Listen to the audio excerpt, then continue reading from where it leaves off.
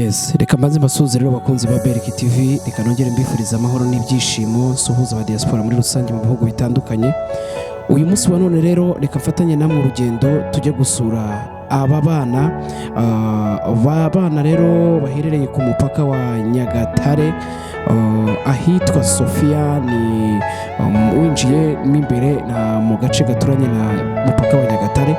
Reka rero dukorana urugendo jewe namwe tubashe kureba aba bana. Ntabwo ndi bubashe kuganira nabo, gusa muraza kwitegereza amashusho y'aba bana kubera impamvu runaka yatumye tutabasha kuganira nabo, ndetse n'ababyeyi babo batabashije kuganira natwe. Na kiganiro gifite iminota mikeya kuko twabashije kujyayo, hari ibindi bitujyanye, ariko tuza guhura n'iyi nkuru y'aba bana bababaje kandi bateye agahinda.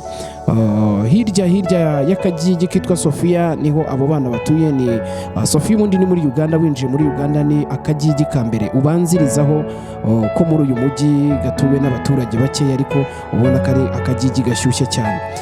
Njye namwe rero reka dukorane urugendo turebe aba bana, ese bimeze biti byabo, ese bameze gute, ese indwara imeze gute.